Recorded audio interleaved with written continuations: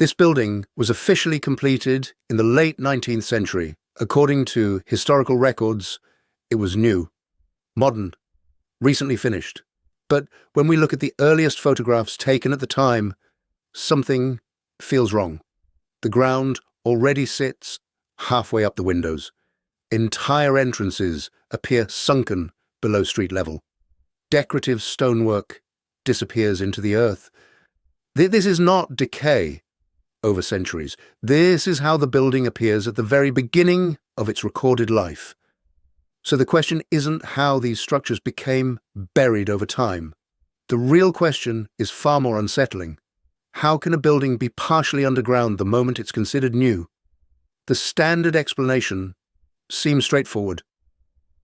We are told that these lower levels are simply basements, that streets were gradually raised as cities modernized, that layers of pavement, infrastructure, and soil slowly accumulated over decades. According to this version of history, nothing unusual happened. Cities grew, ground levels rose, older buildings adapted. On paper, the explanation feels reasonable, but when we look closer, problems begin to emerge. Basements, as we understand them today, are functional spaces. They are designed to be underground. Their windows, if they exist at all, are small, narrow, and positioned high on the wall. Yet, in many 19th century buildings, the so-called basement level tells a different story. The windows are large, they're evenly spaced. They match the architectural style of the floors above. In some cases, the buried level features ornate arches, carved stone frames, and decorative columns, details rarely wasted on spaces meant to remain underground.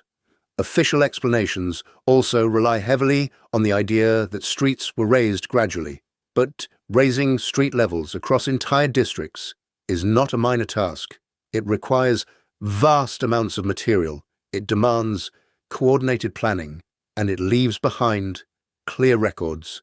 Yet, in many cities, detailed documentation of these massive elevation projects is surprisingly scarce. We find references to road improvements and repaving, but little evidence of city-wide ground-level transformations on the scale required to bury entire floors of stone buildings.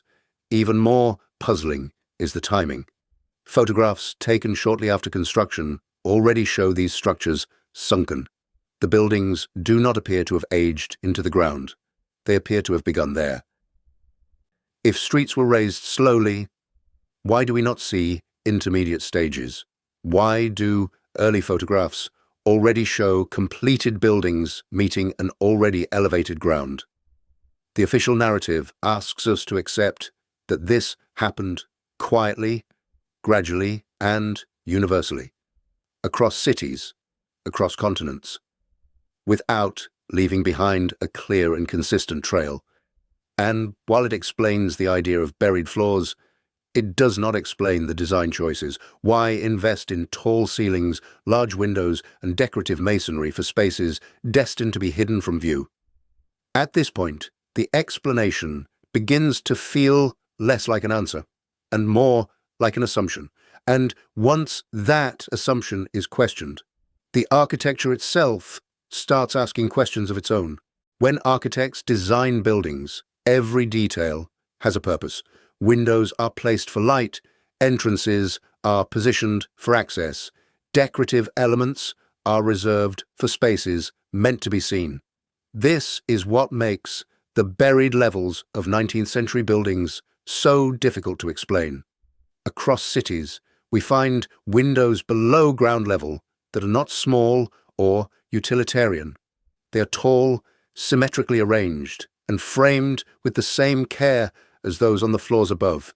Some feature arched tops, carved stone lintels, and thick masonry surrounds. And these are not basement windows. Basements are designed to be underground from the start. Their windows, when included at all, are narrow, high on the wall, and limited in number. They prioritize structure and ventilation, not aesthetics. Yet the buried levels of these buildings follow the same architectural language as the rest of the structure. The proportions are consistent. The spacing aligns perfectly with the floors above. In some cases, the decorative detailing is even more elaborate. This suggests that these spaces were once meant to be occupied in the same way as the upper levels. Entrances tell a similar story. In many cities, doorways now located below street level appear fully formed, complete with steps, thresholds, and ornamental framing. They are not emergency access points or service entrances. They resemble main entrances that have simply been lowered into the ground. Some lead directly into large interior spaces with high ceilings and expansive rooms. These are not storage areas. They were designed for movement, light, and human presence. Columns are another clue. Architectural columns serve both structural and symbolic roles. When used decoratively, they are meant to be visible. Yet, in numerous 19th-century buildings, columns are found partially buried, with bases hidden below modern ground level. No architect would design a decorative column only to hide half of it underground. If ground levels rose slowly, we would expect inconsistencies, partial modifications, uneven burial, or improvised solutions. Instead, we find clean, level burial across entire facades. The effect is strikingly uniform. Another anomaly lies in ceiling height. Many of these buried floors have ceilings as tall as or taller than modern living spaces. In some cases, they exceed the height of the floors above them. This makes little sense if they were intended as basements. High ceilings require more material, more labor, and more planning. They are rarely wasted on spaces meant to be dark, damp, and inaccessible. Light access reinforces this contradiction. Some buried levels feature windows that, despite being underground today, were clearly designed to receive direct sunlight. Their size, orientation, and placement suggest they were once above ground, facing open streets or courtyards. These architectural features work together to tell a consistent story. They were not added later. They were not improvised. They were built as part of the original design. When viewed as a whole, the buried levels appear less like basements and more like displaced ground floors. And this raises a critical question. If these spaces were never meant to be underground, how did they end up there? The architecture does not show signs of adaptation. It shows signs of interruption. Something changed after construction. Not gradually, but decisively enough to leave entire floors sealed beneath a new surface. And if this happened once, it may have happened more than once. At this point in the investigation, the issue is no longer whether these buildings are buried. The issue is whether we are correctly identifying which parts of them were ever meant to be underground at all. Photographs do not speculate. They record what existed at a specific moment in time. And when we examine photographs from the late 19th century, the contradictions become impossible to ignore. These images were taken when many cities were still considered new by modern standards. Streets were being laid. Infrastructure was expanding. Buildings were celebrated as symbols of progress. Yet, in these same photographs, we see something unexpected. Buildings that appear newly constructed are already partially buried. Their lower windows sit below the street. Their entrances are sunken. Their foundations disappear into the ground. There is no visible transition. We do not see scaffolding for massive earthworks. We do not see piles of excavated soil. We do not see streets in the process of being raised. Instead, we see completed environments. Streets look settled. Sidewalks are in place. Surrounding buildings share the same elevated ground level. This suggests that the burial did not occur slowly in front of the camera. It was already finished. If streets were raised over decades, we would expect to find photographs capturing intermediate stages, moments where buildings are partially buried in uneven ways, where ground levels differ block by block. But This is not what the images show. What they show is consistency. Entire streets align perfectly with the new ground level. Multiple buildings share the same buried depth. Urban layouts appear cohesive, not transitional. This consistency points toward a rapid change rather than a gradual one. Another problem emerges when we consider the source of the material. Raising street levels across entire districts requires enormous quantities of earth, stone, and fill. That material has to come from somewhere. Yet, in the photographic record, there is a striking absence of evidence for such massive excavation and transport efforts. No vast stockpiles of soil, no large-scale earth-moving operations, no disruptions that would match the scale of the transformation. Instead, we see cities functioning normally, as if the elevated ground had always been there. Some photographs even show people standing at street level, next to windows that are clearly below the sidewalk. This suggests that the condition was already accepted as normal by the time the image was taken. It was not viewed as a temporary phase. It was not viewed as unfinished work. It was simply how the city existed. In some cases, the dates of the photographs are only a few years apart from the documented construction dates of the buildings themselves. This compresses the timeline dramatically.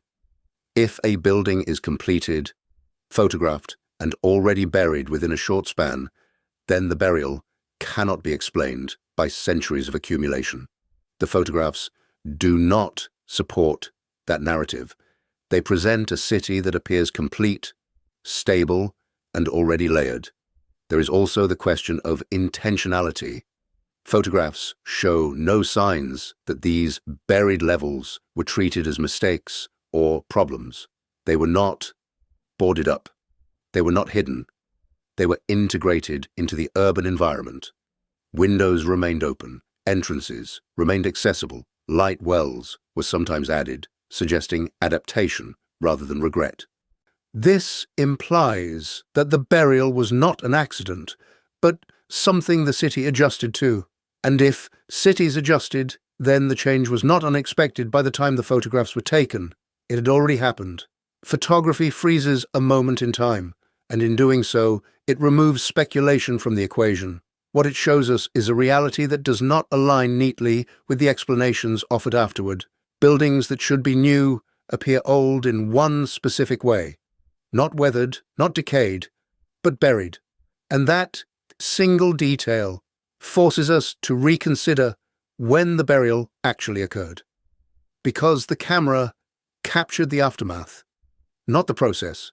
At this point, one word appears again and again whenever these buried structures are discussed: basement. It sounds simple, it sounds familiar, and because of that, it rarely gets questioned. But the problem is this: what we imagine as a basement today is not the same thing as what was being built in the 19th century. Modern basements are utilitarian by design. They're meant for storage, utilities, and structural support. Their ceilings are low.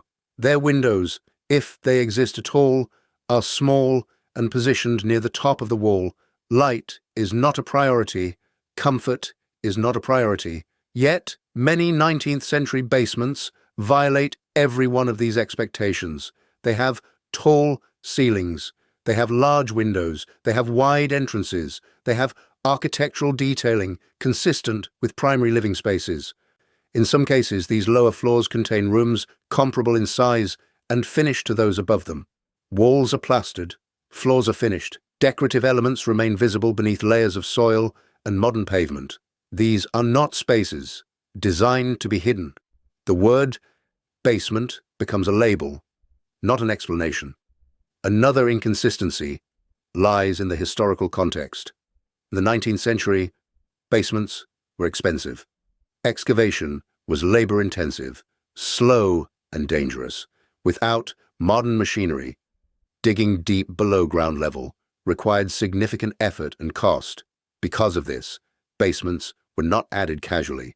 They were planned carefully and used only when necessary. So, why would builders go to such lengths to create large, well-lit, well-finished underground spaces, and if these spaces were truly basements, why were they given the same attention as floors meant for public use? The problem deepens when we examine how these spaces interact with their surroundings. Many so-called basements connect directly to streets. Their doors align with what appear to have been exterior walkways. Their windows face what would have been open space, not soil. In some cities, excavation reveals old sidewalks directly in front of these buried entrances. Curbs, drainage channels, and paving stones sit below modern ground level. Sidewalks do not belong to basements. They belong to streets. This suggests that at least some of these lower floors were not underground at all when they were built. They were ground level. Over time, the definition changed. Calling these spaces basements solves a linguistic problem, not a structural one. It allows modern observers to fit an anomaly into a familiar category without addressing why the category does not quite fit. And once that label is accepted, the deeper questions tend to disappear. But architecture resists simple labels. If we remove the assumption that these spaces were always underground, a different interpretation emerges, that the buildings were constructed at a lower ground level than the one we see today, that what we now consider underground was once part of the street-facing environment. In this view, the problem is not that the basements are too elaborate. The problem is that the ground moved, whether through rapid infill, reconstruction, or redefinition of street levels. The city changed around the buildings, and rather than demolish what already existed, later generations simply built above it. This interpretation aligns with the photographic evidence. It aligns with the architectural continuity, and it aligns with the global patterns seen across multiple cities. It also explains why these spaces feel wrong when described as basements, because they were never meant to be described that way. They were simply reclassified, and once reclassified, their true function faded from memory. What remains is a word that feels familiar, but fails to account for what we actually see. The basement problem is not about terminology. It is about recognizing when language is being used to smooth over contradictions instead of resolving them. By now, it should be clear that what we are examining is not confined to a single location. The same architectural inconsistencies appear again and again in cities that developed independently of one another. This repetition changes everything. If buried lower floors were the result of local mistakes, poor planning, or isolated decisions, we would expect variation. Different depths, different architectural treatments, different explanations. Instead, we see uniformity. In North America, 19th-century buildings in cities like Chicago, Boston, and New York reveal the same features: ground floors that sit below street level, windows partially buried, entrances that no longer meet the pavement they were designed for. In Canada, similar structures appear in Montreal and Toronto, stone buildings with sunken lower levels, their architecture matching the floors above, as if the building was once fully exposed. Across Europe, the pattern continues. Paris contains countless examples of sealed doorways beneath sidewalks. Rows of windows disappear underground, perfectly aligned with the floors above them. Excavations routinely expose earlier street levels, complete with curbs and drainage systems. Rome offers a layered cityscape where streets, buildings, and public spaces from different eras exist directly on top of one another. The modern city does not simply replace the old, it covers it. What makes this remarkable is not the existence of layers. History often leaves traces, but the consistency of the buried level itself. The depth is often similar. The architectural style is often the same. The treatment of the lower floors follows a recognizable pattern. These cities did not share the same governments. They did not follow the same planning philosophies. They did not experience the same local disasters. Yet the outcome looks nearly identical. This suggests that the phenomenon is not cultural or regional. It is structural. When independent systems produce the same result, it usually means they're responding to a shared condition. Urban planners rarely choose to bury entire floors unless they are compelled to. The cost is too high, the disruption too severe, and yet, across continents, cities appear to have accepted the same solution. Rather than demolish what already existed, they built over it. This choice implies urgency. It implies that preserving what was above ground was less important than restoring function quickly. Streets needed to work. Cities needed to move forward. Covering existing structures would have been faster than dismantling them. This logic helps explain why the buried layers appear intact rather than destroyed.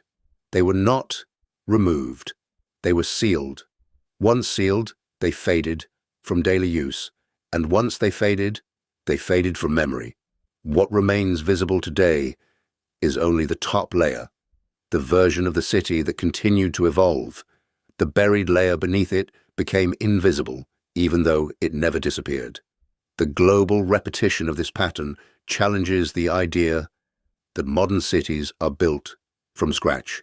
Instead, it suggests they are adaptations, reconfigurations of something that already existed.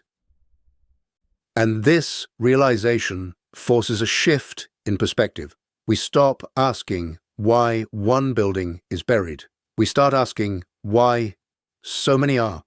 Because when the same architectural fingerprint appears across the world, the explanation must be larger than any single city. It must account for scale, consistency, and repetition. At this point, the buried buildings beneath our cities no longer look like anomalies. They look like evidence. Evidence of a shared chapter in urban history, one that was written beneath our feet. Once the same architectural patterns appear across continents, the way we interpret cities has to change. Cities are no longer isolated projects built from nothing. They begin to resemble layered structures, environments, constructed on top of earlier environments. This is not a new idea in archaeology. Ancient cities were often built this way. When a city was damaged, abandoned, or transformed, people did not always dismantle what already existed. They filled it in, leveled the surface, and built again. Over time, this process created stratified cities, layers of human activity stacked one above the other. What makes the buried levels beneath modern cities so striking is that they fit this model almost perfectly. The lower layers are complete, they are organized, they follow consistent architectural logic. They do not look like ruins left to decay. They look like environments that were sealed. In several excavations, entire streets are found beneath modern ones. Curbs remain aligned. Drainage channels follow predictable paths. Building facades face what were once open thoroughfares. This is not random debris. This is city planning. And yet, these lower layers do not appear in most urban histories. Modern narratives describe continuous growth, incremental change, and steady progress. They rarely mention moments where cities were fundamentally redefined, where entire surfaces were replaced. But the physical evidence suggests otherwise. Layered cities do not form without interruption. They require moments of rupture, times when rebuilding over what already exists becomes more practical than restoring it. This could be driven by many factors. Large fires that destroyed upper structures, flooding that made existing ground levels unusable, economic collapse that halted demolition but allowed filling, political changes that prioritized speed over preservation. Each city may have experienced a different trigger, but the architectural result looks the same. Older layers were buried, new layers were normalized, and the transition faded from memory. This explains why modern infrastructure often behaves strangely. Subway lines dip unexpectedly.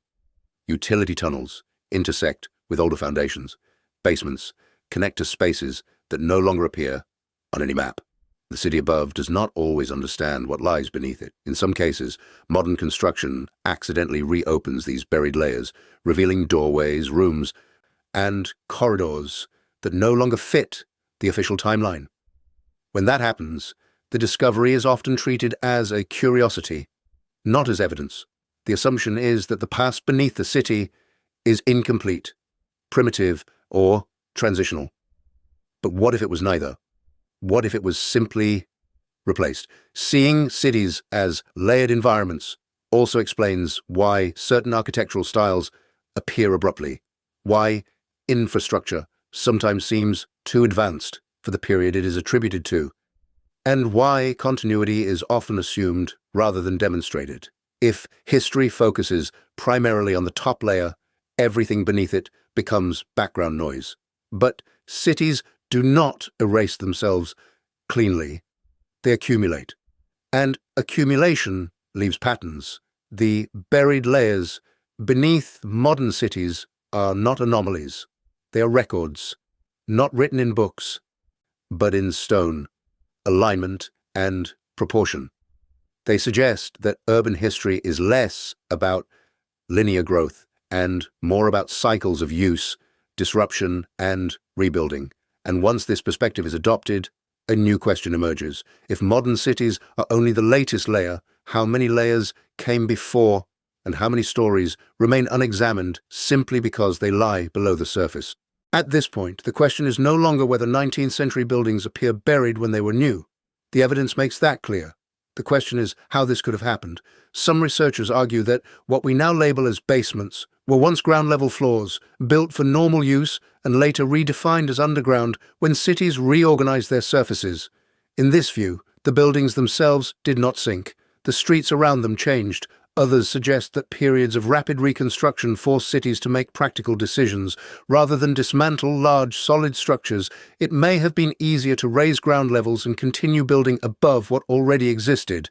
There are also interpretations that point to abrupt events, not necessarily a single global catastrophe, but regional disruptions that demanded speed over precision. Fires, flooding, economic collapse, or administrative resets may have left cities with little choice but to rebuild quickly. These interpretations remain debated.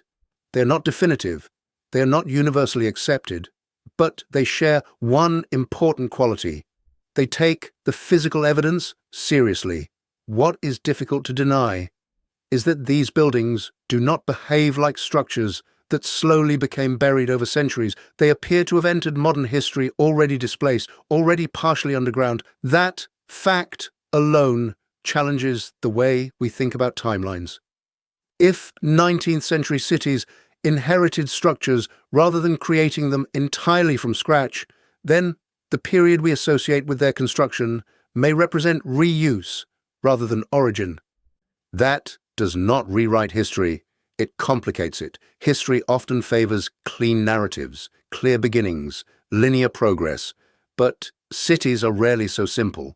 They adapt, they overwrite, they conceal, and sometimes they normalize conditions so thoroughly that future generations stop noticing what feels wrong. The buried floors beneath 19th century buildings may not be mysteries in the dramatic sense. They may be the result of practical decisions made under pressure, decisions that were never intended to become historical puzzles. But regardless of the cause, their presence matters. They remind us that what we see today is not the full story.